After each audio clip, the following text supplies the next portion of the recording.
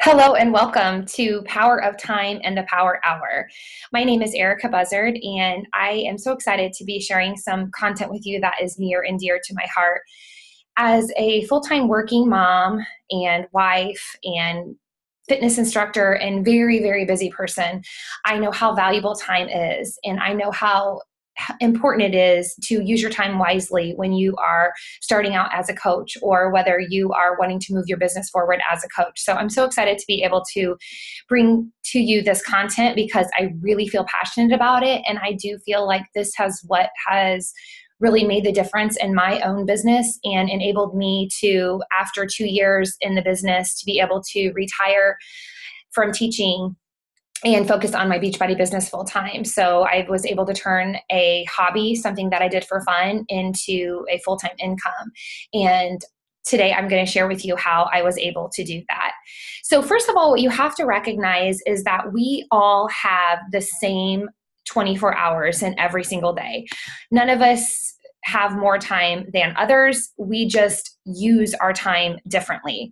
So it's not about having time, it's about making time. And once you start to really look at your schedule and your day and you kind of see how you devote this amount of time and that amount of time to different activities, I think you really get a better idea of the things that you're doing in your time. And you recognize that you're probably not necessarily being the most efficient with your time. And so hopefully by the end of this conversation, you'll recognize how there are pockets of time that you could be utilizing a little bit differently in order to move your business forward.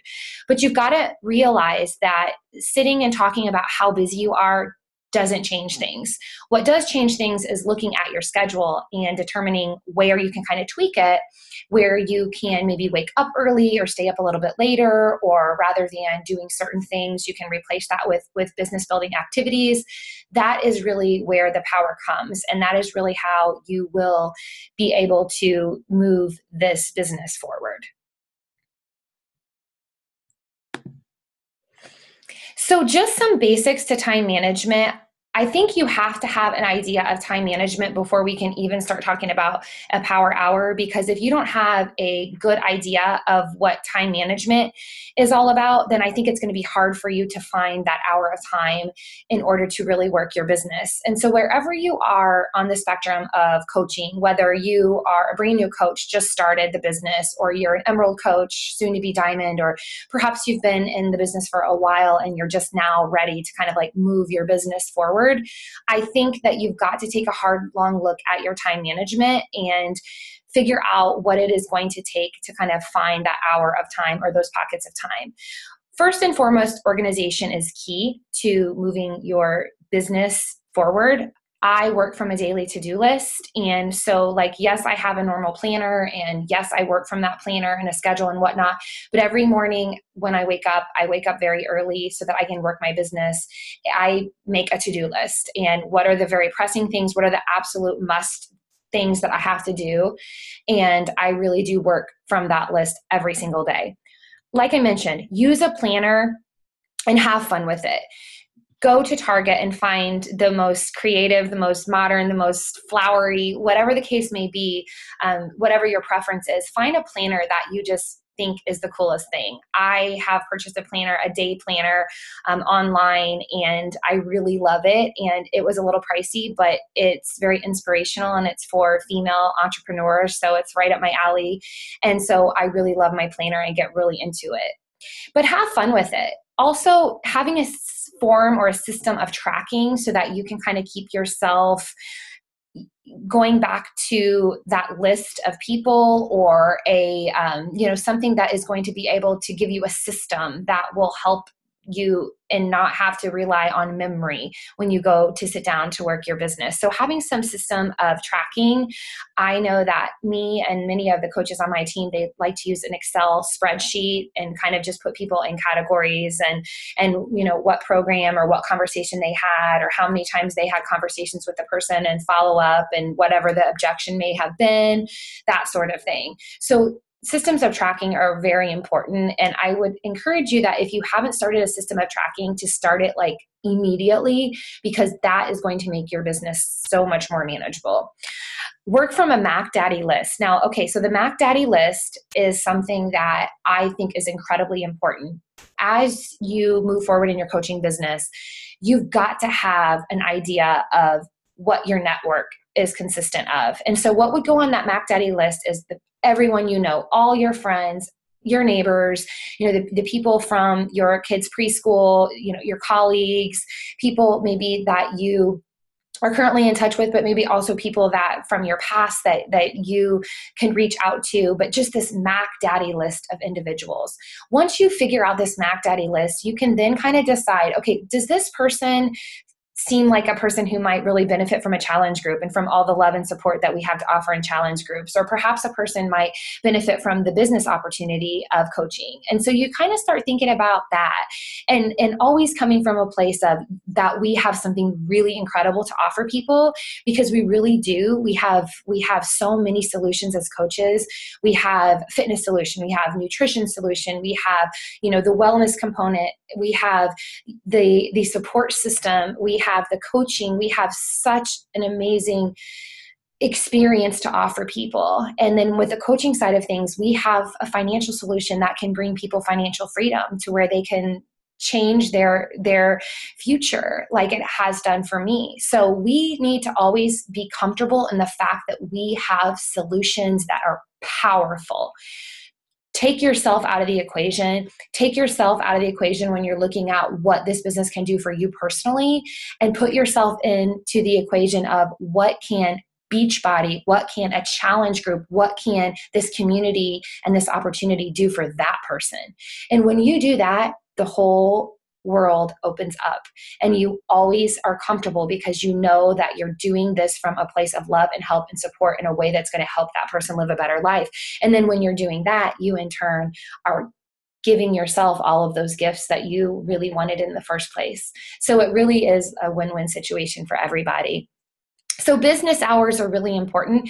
Every business has set hours. I mean, obviously some businesses are open 24 hours, but don't work your business open 24 hours, because it will kill you and it will become a thorn in your side. You don't want to be available 24 hours a day. This business is supposed to enhance your life, not take away from it. And if you are open 24 hours a day, you're not going to be doing the other things that are going to add quality to your life, like spending time with family and getting your workout in and resting and personal development and growing yourself. So definitely set business hours. And you might think that's kind of a silly thing to do, but it's not. I mean, even if you are a stay-at-home mom and you're home with the kids all day, and you might say to yourself, well, I actually have so much time, or I have different time and I'll just do it during nap time or something like that. Set hours so that you know what you're working with. I am a full-time working mom, like I shared with you. My business hours happen at about 4:15 every single morning by design. It didn't always start that way. It started out, waking up 15 minutes early, then 30 minutes, then 45, and then gradually over time, I decided that waking up a considerable amount of time earlier than my family was the best use of my time. But for you, you've got to find what works for you. Figure out your business hours. What is that hour of time going to be? Something else is to consider is that maybe you don't have a straight hour of time. Maybe you have a half hour here or a half hour there, or perhaps it's 15 minutes here, 15 minutes there. You still need to set that time that you are going to say, I am working my business during this amount of time. So yes, they might vary, but still set them. If you need to, wake up early. Okay. That has been my number one activity that has moved my business forward. If I stuck with the status quo of what I was doing 2 years ago when I started in this business, if I continue to wake up like just enough time to get myself, ready and then to get my kids ready, I wouldn't be able to make this business work because I didn't allow the time. But now that I've started to allow the time and I've set my business hours, from 4:15 to about 5:30, then I have set myself up for success and I've allotted the time and made the time for my business. So wake up early if you need to. So like I mentioned, the power hour can be straight away. It can be a straight hour of time. It can be consecutive, or it can be just little pockets of time. I've had many coaches on my team who have really been successful with having those pockets of time. Maybe they have small children, maybe they work full time, and they have like a break and a lunch break, a mid-morning break, a lunch break, an afternoon break, and drive time. Not that you're going to be at a computer during your drive time, but you can most certainly spend some time on personal development, audio, listening to personal development in the car. So finding those little pockets of time, I think, is going to be really helpful for some people, depending on where you are in your life. So let's look at this for just a second. I really, really like this format and this kind of like graph, because I think that so often we get caught up in thinking that things that are urgent and things that make up our day have to be there. And yes, there are some have to things that come across our day. And so let's take a look at some of those like really important activities. So in this top quadrant, in quadrant number 1, those are absolute necessities. Those things are like crisis, deadlines, emergencies.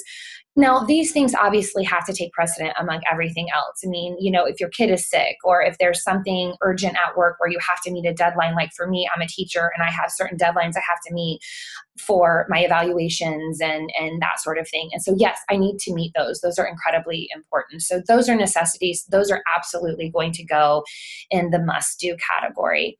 But down here at the bottom, you're going to see 2 quadrants, quadrant 3 and quadrant 4, that are not going to be important. And they might at the time seem like they are, but we have to train ourselves to know what is important and what isn't. Let's take a look over at this non-urgent category, quadrant number 2 in the green. Now, this category is my most favorite because this is really going to pertain to us as coaches. And you see that this is called extraordinary productivity. And within this quadrant, you're going to find the common activities such as creative thinking, planning, relationship building, mentoring, following up, inviting, connecting. Those are the things that will go into this really quality, extraordinary productivity category. Now, as you see, these are incredibly important. However, they don't seem very urgent and they don't seem pressing. And so therefore, it's not like a red alert, danger, danger sign that's going to happen. But these are purposeful things that you have to incorporate into your day that might not seem urgent, but are incredibly important, especially in the coaching world. Let's take a look at these not important categories, quadrant 3 and quadrant 4.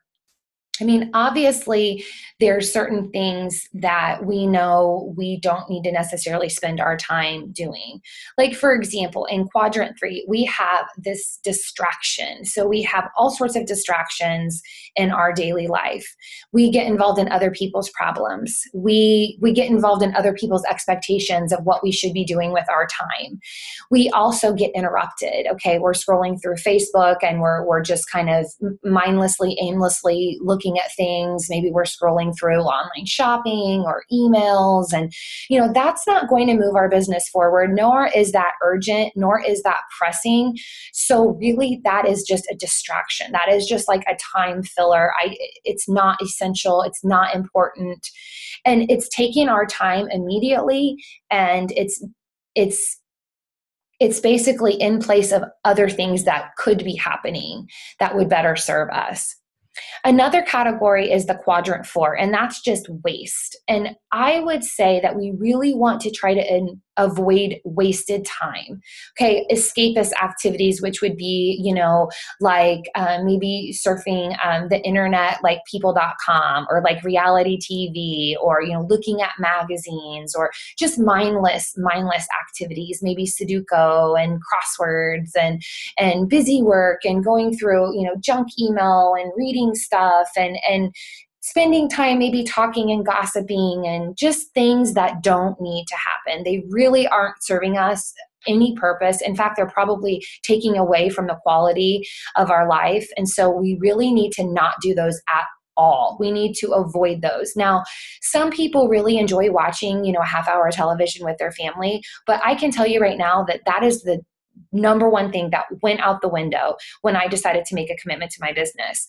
The television. I don't need to watch American Idol. I don't need to watch Keeping Up with Kardashians. That's not going to get me closer to my goals. That's not going to help me help more people. That's not going to help me, work with my team of coaches. That's going to take up my time. And so like when you're sitting here and you're looking at your time, that's the kind of stuff that you just got to kick out. You've got to kick it out. So you got to recognize what is important and what is not important. So yes, like I mentioned before, your power hour is going to consist of all of these activities from that quadrant 4 category.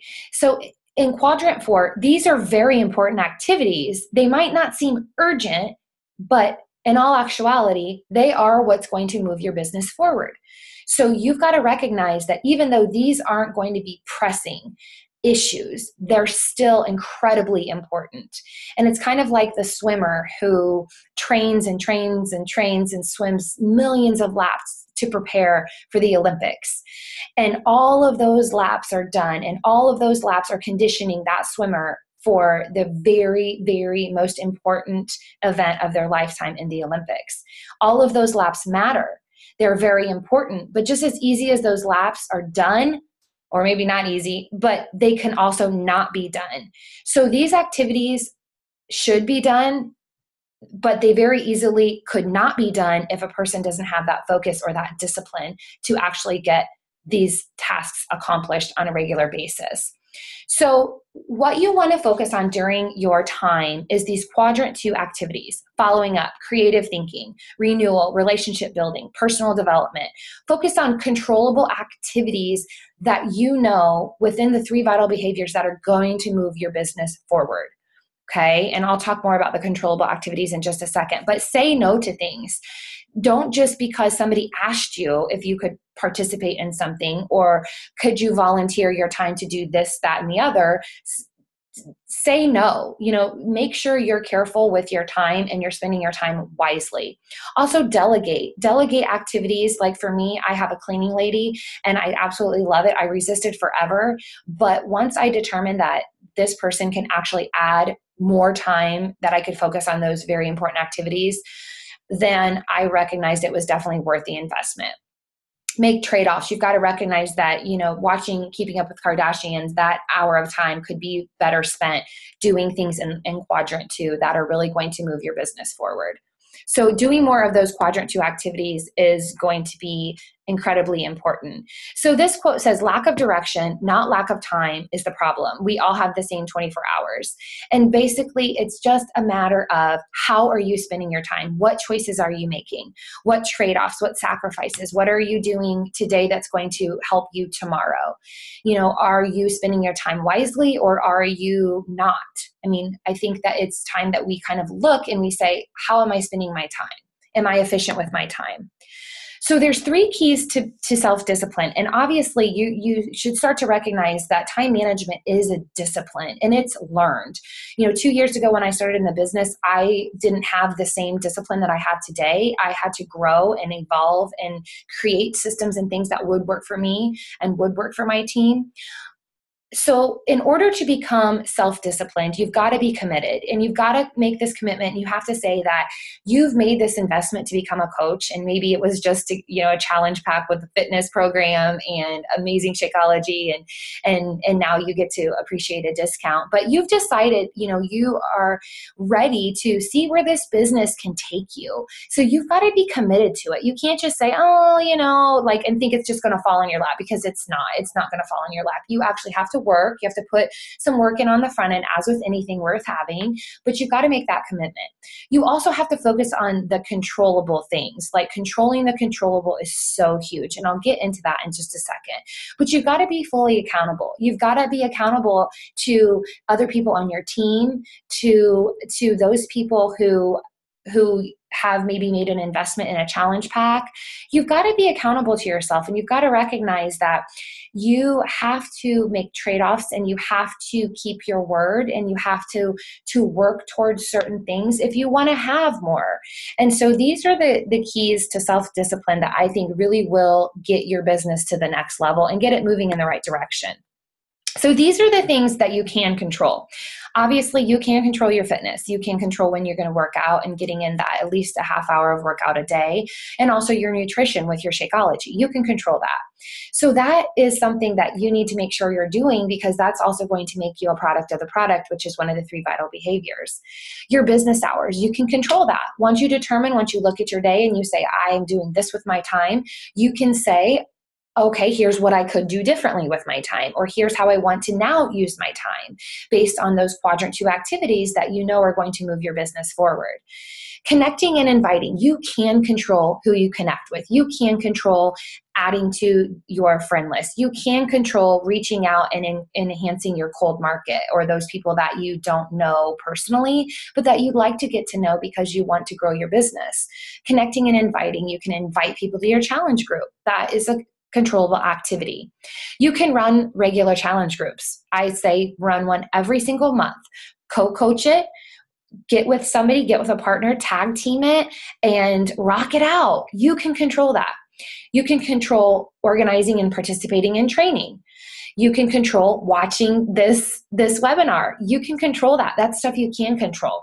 You can control personal development, spending time reading, listening to audio. I listen to podcasts when I'm getting ready in the morning, when I'm doing my makeup, when I'm drying my hair. I can actually listen to earbuds while I'm drying my hair, in the car. I have found really creative ways to get in my personal development, because I found that I can't really sit down and read a book. As much as I would enjoy that, I just don't have the time to do that. But I do have the time in the car and when I'm getting ready. So then I can do 2 things at once. It's really, really a cool thing. So I love the Chalene Johnson podcast.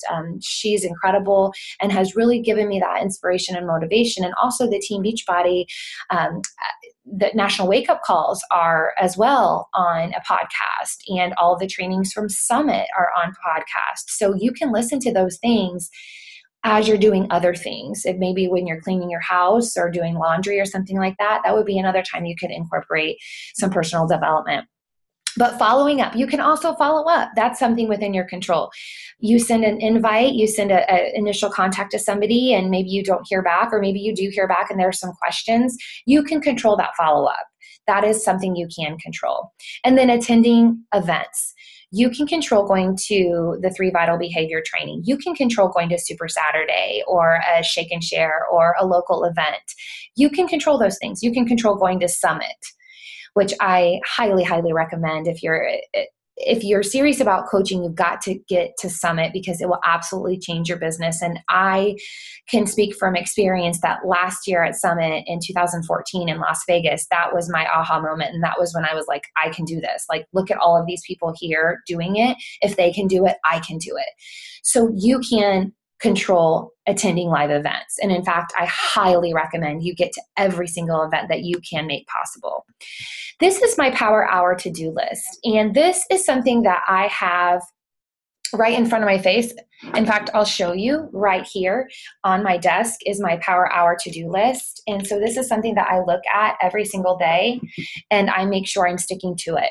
I need to make sure that every day, 3 to 5 people I'm adding to my social media platform, whether it's Facebook, Instagram, Pinterest, connecting with 5 people from that Mac Daddy list that I was talking about earlier, and reconnecting and building relationships with them. That's something that I should be doing every day during my Power Hour. Sending out 10 to 15 invites a week. I say that per week here because sometimes I get in the mood where I send like 10 to 15 invites all at once. Other times I kind of maybe send a couple a day. It just kind of depends how I'm feeling and how the mood strikes me, but I always try to shoot for at least 15 invites a week. I also really make it a point to share the coaching opportunity with 3 people per week. Maybe that's current challengers, maybe that's brand new people. It's maybe an invite to a business opportunity webinar or to a sneak peek open house into coaching that my team is putting on. Whatever it is, get that coaching conversation going with certain people. And again, knowing that you are in that conversation to help them perhaps get a discount on their Shakeology, to help them recognize what Beachbody could do for them and how it could bring them so much joy in their life and also financial freedom and so much accountability. Think of it from their perspective. And as you're thinking it from their perspective and as they're taking you up on these opportunities, you are in turn helping yourself as well. So it's a win-win situation. Check in your challenge groups. That's very important. If you've committed to doing a challenge group and leading it, you've got to make sure you have a daily presence in your challenge groups. Following up and responding to messages are very important. Checking the Coach Online office and sending a hello welcome to Team Beachbody to all your new customers that you have acquired through the LEAD program, which hopefully you all are able to take advantage of. If you're Emerald and you're hitting Success Club, you should be getting leads from the company periodically. Checking in on your team page and your training pages. Those are things that you need to do every day. And then posting 3 times on social media. That could be on the same platform. It could be on different platforms, but basically you want to have a common, everyday, consistent presence in social media so that people are seeing you and they're following you and they're getting to know you and they're trusting you. It's really important to build relationships in that way. And then also your Fab 5, staying within that Fab 5, and I'll talk about what my Fab 5 is, and then hopefully that will help you determine what your Fab 5 is. But that's important to stay within the Fab 5 as you're posting on your social media platforms, because that means that you're furthering what it is that you're really good at, but also what you believe in and how you can add value to other people. Positive affirmations. I can do this. Every single day, you have to tell yourself, I can do this. I am a leader. I am a great coach. I have a lot to offer people. I can inspire people. I can encourage people. I can motivate people. You have to have those affirmations every single day. I can run an incredible challenge group. I can lead my team. I can share the business opportunity with people. I can prove to myself that this is what I'm supposed to be doing. Positive affirmations are so important every single day. So here's my Fab 5 of social media. I think that we all have to determine what our kind of mission is as a coach. And so like when you talk about business, you talk about branding. And so although you're a person, and I want you to make sure that you always keep your authentic self in front and center, there are certain things that you can add value to. And there's certain things that really interest you and that bring you joy. And so those are the things that you need to be focusing on because those are your strengths. So here are my Fab 5, and the Fab 5 that I have worked for over my time as a coach, and also that I think in the beginning when I first became a coach, these were really important too, is fitness, family, faith. My faith is incredibly important to me, and I like to live openly with my faith. Freedom, and that has to do with financial freedom, but also freedom to live my life by design, which goes hand in hand with the fact that I will be leaving my teaching job to work my Beachbody business full time. That all kind of fits in that freedom category. And then obviously food and nutrition is a really important component of my brand. So these Fab 5 are where I'm going to every day target my social media posts. And so I can't just focus on one of these things. I have to make sure that I am focusing on all of these and that this is the balance I am offering my lifers or my audience. So determining your Fab 5, I think, is really going to help you know what to post and what kind of themes or what topics to kind of post within so that you are furthering your message as a coach.